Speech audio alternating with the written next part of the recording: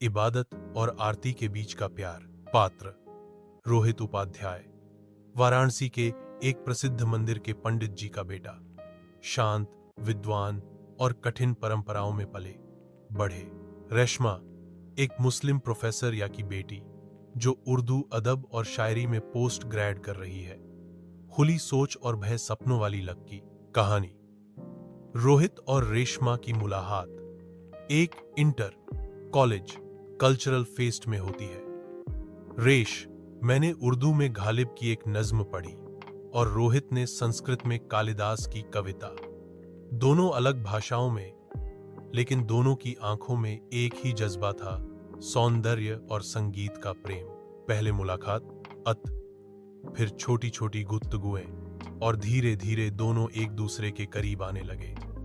रोहित को रेशमा की सोच और उसके सपने पसंद आए और रेशमा को रोहित का शांत स्वभाव और उसका ज्ञान। लेकिन न रास्ते आसान नहीं थे। रोहित के पिता एक कठिन धार्मिक व्यक्ति थे जिन्हें मुस्लिम लड़की के साथ रिश्ते की कल्पना भी अस्वीकार थी। रेशमा के घर में भी हलचल मच गई। उनके अब्बू ने कहा, मोहब्बत अपनी जगह, लेकिन हमारी पहचान भी जरूरी है। रेशमा, दोनों ने समझा कि यह सिर्फ उनका प्यार नहीं बल्कि दो संस्कृतियों का संगम है। दोनों ने ठान लिया कि प्यार को छुपाने के बजाय इज्जत और सच्चाई के साथ लड़ना होगा। उन्होंने अपने घर वालों को समझाने की कोशिश की। रोहित ने कहा, मैं पंडित का बेटा हूं, लेकिन इंसान सबसे पहले हूं। रोहित मेरी धड़कन है। रेशमा ने कहा, अगर इस्लाम मोहब्बत और इंसाफ की तालीम देता है तो यह प्यार भी उसी की मिसाल है। बहुत मनमनाई के बाद कुछ साल लगे, लेकिन बदलाव आया। दोनों परिवारों ने देखा कि न तो धर्म बदला, न संस्कार सिर दिल जूहे।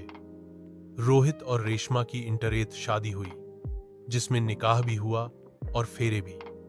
उन्होंने एक दूसरे के धर्म का आदर किया और एक न वे मिसाल बन गए, एक मोहब्बत जिसमें राम भी थे और रहीम भी।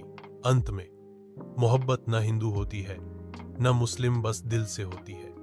रोहित और रेशमा की कहानी यह सिखाती है कि अगर जज्बा सच्चा हो, अगर चाहो तो धर्म दीवार नहीं पुल बन जाता है। अगर आप चाहें तो मैं इस कहानी को एक short film script, novel chapter या डायलॉग फॉर्मेट में भी लिख सकता हूं। बताइए कैसे आगे बढ़ाएं। कृपया चीनी भाषा में पाठ प्रदान करें जिसका मुझे हिंदी में अनुवाद करना है।